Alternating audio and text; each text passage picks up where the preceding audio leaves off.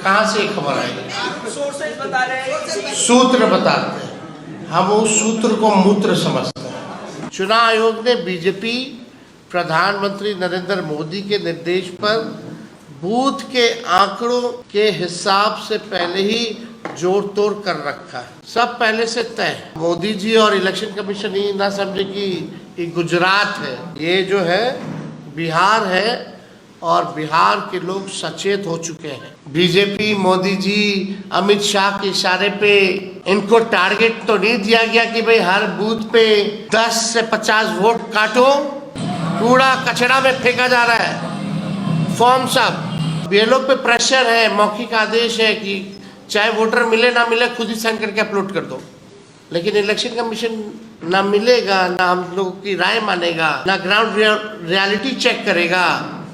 मेरा फोटो लगा करके मिस इन्फॉर्म्ड एक ट्विटर पे पोस्ट कर दिया जाएगा कि हम झूठ बोल रहे हैं।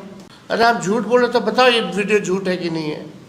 अखबार पे केस करो कि जलेबी नहीं बिक रही है। हम लोग जो बैठे हैं यहाँ पर, अभी तक हम लोगों का नहीं हुआ कि बिना मतदाता की जानकारी और सहमति से बीएलओ द्वारा फर्जी अंगूठा या हस्ताक्षर लगाकर प्रपत्र जो है उसको अपलोड जो है वो किया जा रहा है। आयोग द्वारा जो है इस पे कोई सूचना या कोई स्पष्टीकरण कि वो क्या सुप्रीम कोर्ट की सलाह को मानेंगे या नहीं मानेंगे, ये अब तक क्लियर नहीं किया है। हम लोग जो बैठे हैं यहाँ पर, अभी तक हम लोगों का नहीं हुआ है। अब आपको जो कमियां हैं, खामियां जो है, तो इलेक्शन कमीशन को स्पष्ट करना चाहिए कि आप जो दावे कर रहे हैं 80% से अधिक जो है आप लोगों ने 11 जुलाई तक कर लिया है, तो वाकई में ये सच्चाई है या क्या है? अब इंटरेस्टिंग देखिए, ये वही चकाई वाला फॉर्म सब है। हम बिंदुवार जो है कमियां आप लोगों को बताते हैं। पहला, आयोग ने दावा किया है कि 80.11% मतदाताओं की गणना प्रपत्र भर दिए हैं, लेकिन ये नहीं बताया गया कि इनमें से कितने प्रपत्र सत्यापित, स्वैच्छिक और वैध तरीके से भरे गए। अभी तक इसकी कोई क्लैरिटी जो है नहीं दी गई है।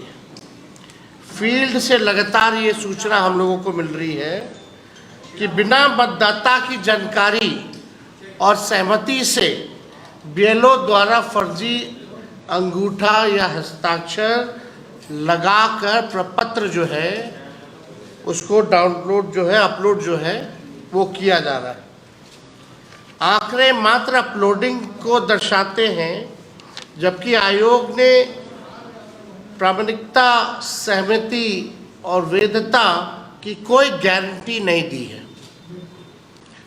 आयोग का 80% मतदाताओं द्वारा गणना प्रपत्र भरने का दावा जमीनी हकीकत से पूरी तरीके से विपरीत है। प्रेस रिलीज में कहा गया है कि दस्तावेज बाद में भी दिए जा सकते हैं, लेकिन इस बारे में कोई स्पष्ट आदेश या एसओपी अब तक जारी नहीं किया गया है। ये बड़ा सवाल है कि अभी तक आपने जो है आदेश ही नहीं निकाला है और आप प्रेस रिलीज में कुछ कह रहे हैं, विज्ञापन में कुछ कह रहे हैं। सुप्रीम कोर्ट द्वारा दस्तावेजों में लचीलापन लाने की सलाह के बावजूद निर्वाचन आयोग ने कोई औपचारिक संशोधित अधिसूचना जारी नहीं की है, जिससे फील्ड में बीएलओ और मतदाता दोनों भ्रमित हैं। अभी जो कोर्ट ने जो सलाह दी इलेक्शन कमीशन को कि आप जो है आधार कार्ड हो, राशन कार्ड हो, इसका आप इस्तेमाल कर सकते हैं, लेकिन अभी भी आयोग द्वारा जो है इस पे कोई सूचना या कोई स्पष्टीकरण कि वो क्या सुप्रीम कोर्ट की सलाह को मानेंगे या नहीं मानेंगे, ये अब तक क्लियर नहीं किया है। और लोग चाहे बीएलओ हो या हमारे नागरिक हो, सब लोग जो है कंफ्यूज्ड है। चुनाव आयोग ने ये नहीं बताया कि कितने गणना प्रपत्र बिना दस्तावेज यानी बिना मतदाता के प्रत्यक्ष भागीदारी के अपलोड हुए। ये भी स्पष्ट नहीं किया गया कि इन 4,66,00,000 डिजिटलाइज फॉर्म में से कितनों ने आधार यानी EPIC से वेरिफिकेशन हुआ है। यानी चुनाव आयोग फर्जी अपलोडिंग की संभावनाओं पर जो है चुप है। अखबार की खबर में देवघर का आप लोगों ने देखा, चुनाव आयोग द्वारा राजनीतिक दलों की भागीदारी का उल्लेख तो किया गया है, लेकिन ये नहीं बताया गया कि उनके BLA क्या वास्तविक निरीक्षण की भूमिका दी गई है या सिर्फ उपस्थिति की सूचना दर्ज की जा रही है। अभी भी पॉलिटिकल पार्टीज के जो BLO हैं उनकी क्या भागीदारी है, वास्तविक निरीक्षण की भूमिका दी गई है कि नहीं दी गई है, या सिर्फ उपस्थिति की सूचना दर्ज की जा रही है। कई जिलों में विपक्षी दलों के BLA को सूचित नहीं किया गया है, यानी जो अपोजिशन पार्टी जो हम लोगों के BLA हैं उनको अभी तक सूचित नहीं किया गया है और प्रक्रिया में सक्रिय भागीदारी से रोका गया है। इस पर कोई संज्ञान नहीं है। कई जिलों में 5वां टारगेट ड्रिवन अपलोडिंग, ये चुनाव आयोग की विश्वसनीयता खत्म हो रही है।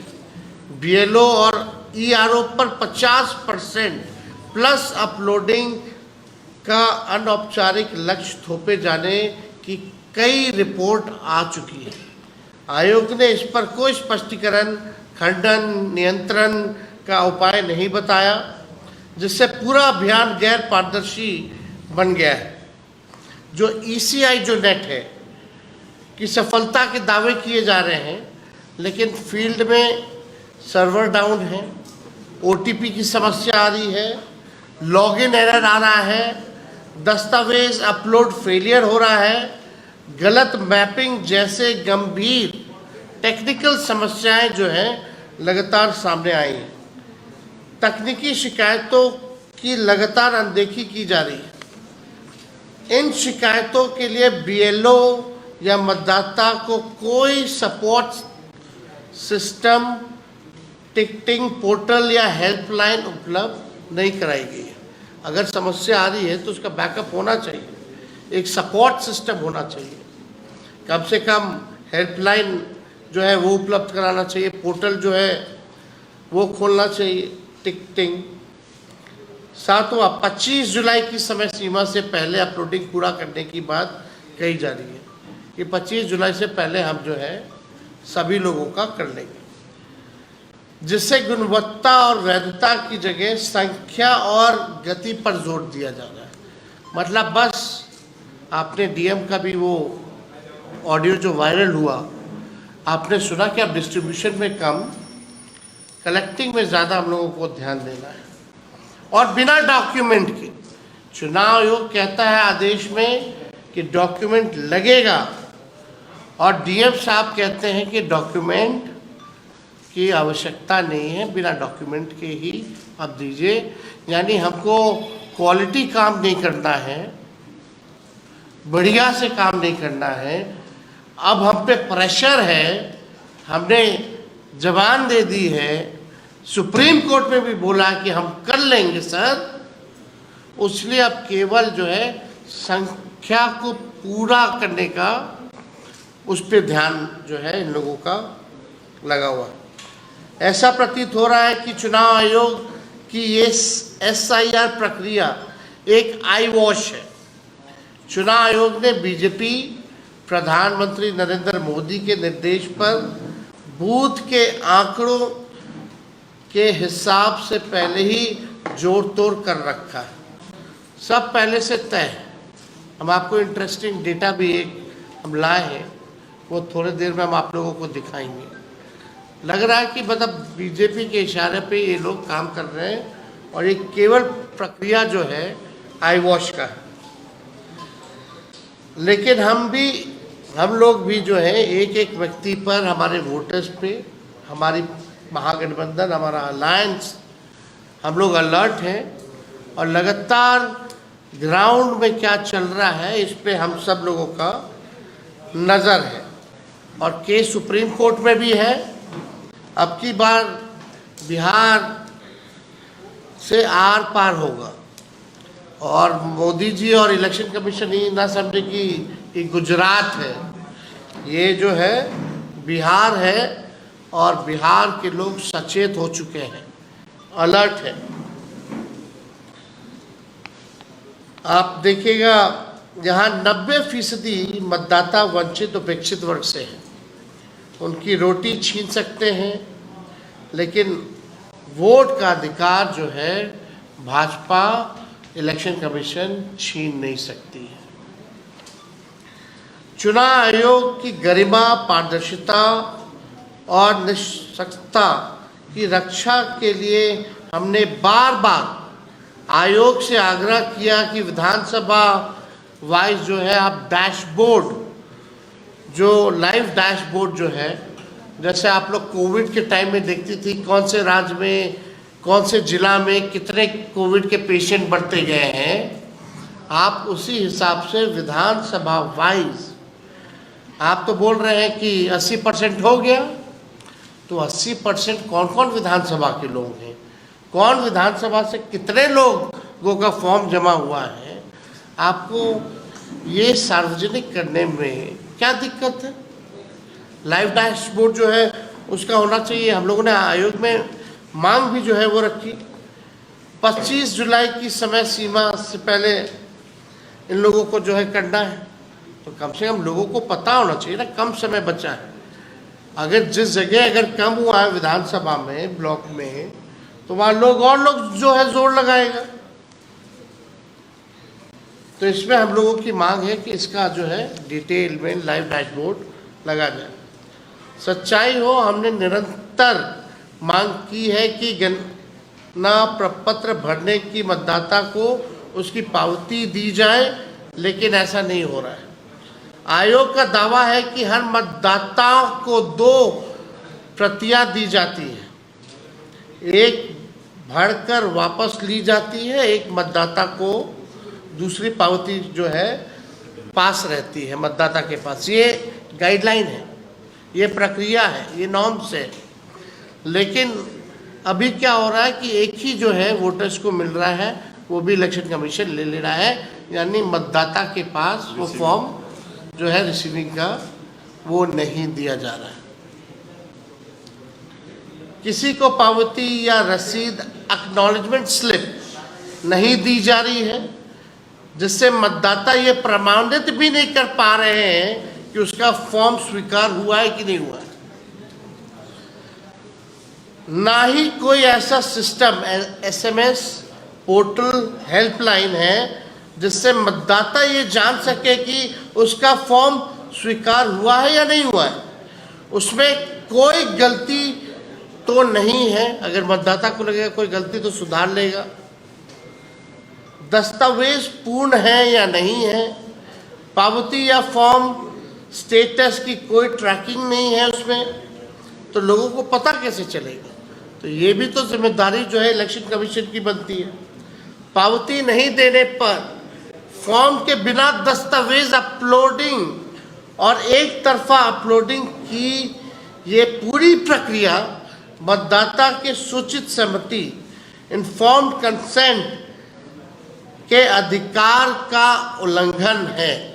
जिस प्रकार से ये लोग विदाउट डॉक्यूमेंट जो है एक तरफा अपलोडिंग कर रहे हैं फॉर्म का, ये इन्फॉर्म्ड कंसेंट के अधिकार का उल्लंघन इलेक्शन कमीशन जो है कर रही है, जो सबसे महत्वपूर्ण बात है।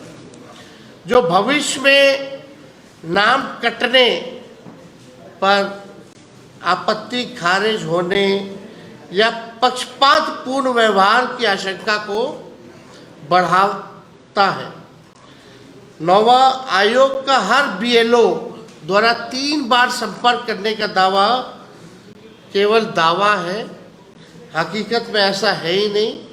अधिकांश मतदाता तो ऐसे हैं जिनके पास BLO आज तक नहीं पहुंचे, पता नहीं आप लोगों के पास बीएलओ पहुंचा कि नहीं पहुंचा, कितने लोगों के पास, ये सवाल जो है ये खड़ा होता है। तो 3 बार तो जो दावा है वो पूरी तरीके से खोखला है।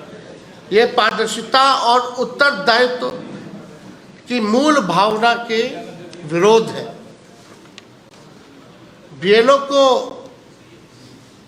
उच्च अधिकारियों द्वारा मौखिक आदेश दिए गए हैं, जो डीएम का आप लोगों ने भी सुना होगा। किसी भी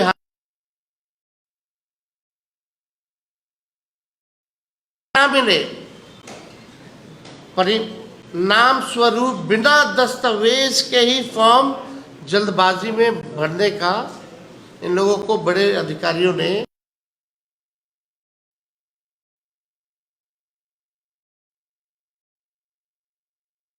बिना अंगूठा, बिना दस्तावेज डॉक्यूमेंट के अटैचमेंट को ही डिजिटली अपलोड जो है वो किया जा रहा है।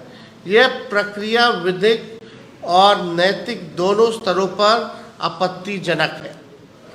भारत निर्वाचन आयोग द्वारा प्रेस विज्ञप्ति में जो दावे किए जा रहे हैं वो उनकी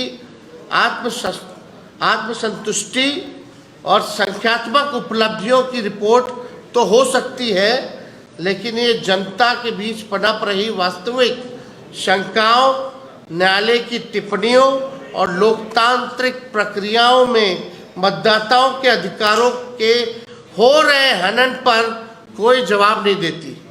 चुनाव आयोग द्वारा प्रेस विज्ञप्ति सुधार की बजाय आंख मूंद लेने का उदाहरण बन जा रही है, जो भारतीय लोकतंत्र के लिए खतरनाक हो सकते हैं। तो आप समझिए किस प्रकार से और कितनी खामियां जो है इलेक्शन कमीशन जो है केवल टारगेट को पूरा करने के लिए वोटर्स के पास कई लोग जा नहीं रहे, खुद ही बीएलओ जो है फॉर्म भर रहा है बिना उनके साइन से, बिना उनके अंगूठे के, बिना उनको जो है एक एक्नॉलेजमेंट स्लिप दिए हुए, और फॉर्म जो है कहाँ कहाँ फेंका हुआ है। और भी वीडियो है, हम चलाना चाहेंगे, लेकिन एक इंटरेस्टिंग डेटा हम आप लोगों को देना चाहेंगे। ये बिहार के चुनाव का है, 15 का, 20 का और 24 का।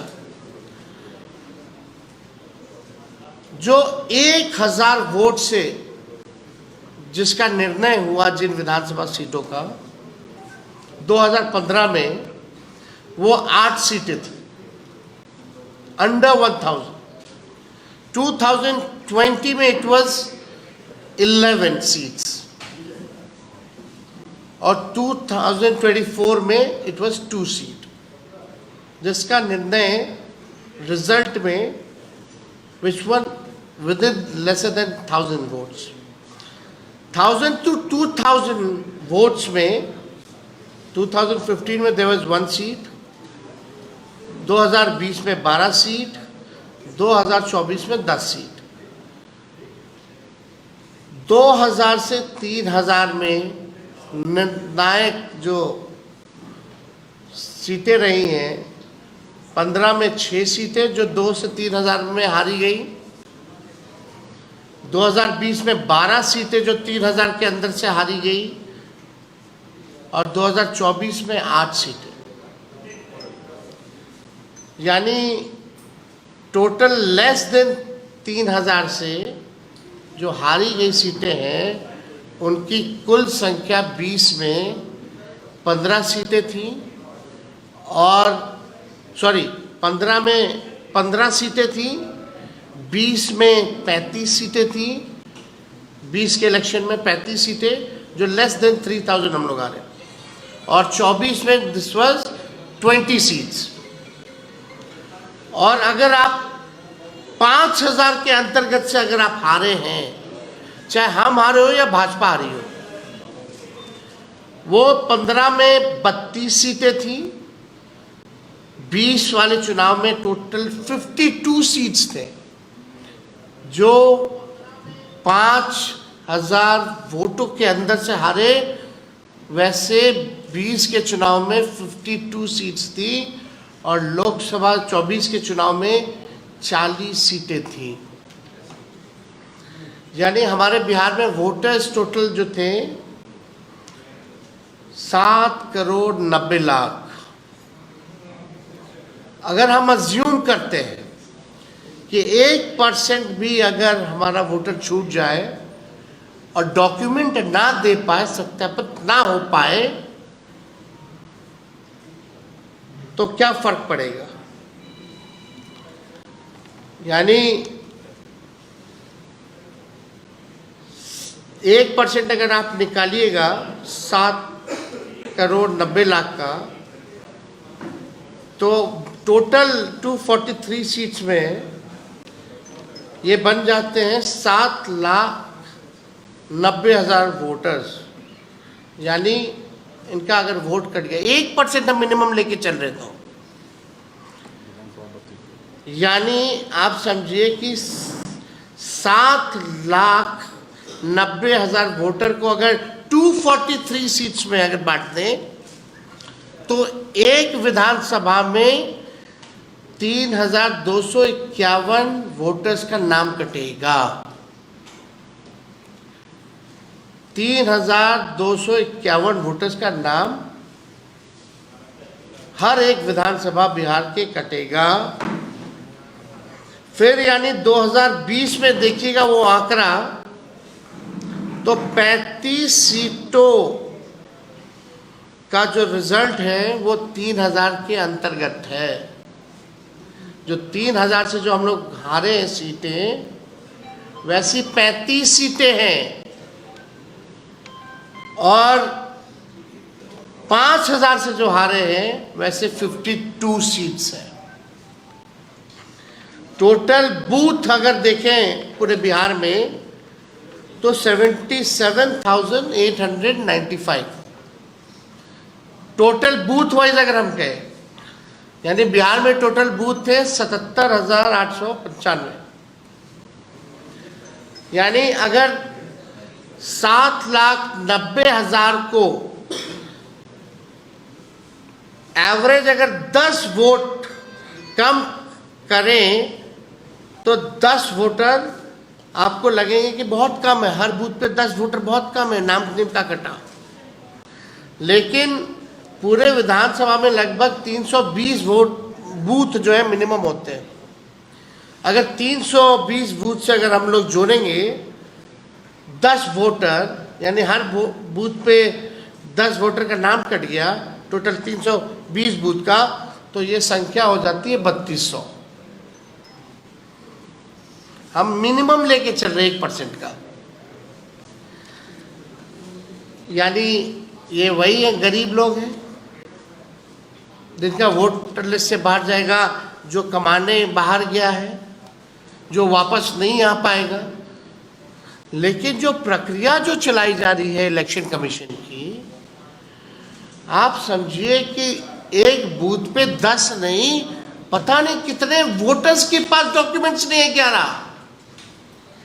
यानी संभावना सोचिए कि कितने वोटर्स का अधिकार जो है ये लोग छीनने का काम करेंगे, और नतीजों में कितना भारी अंतर होगा।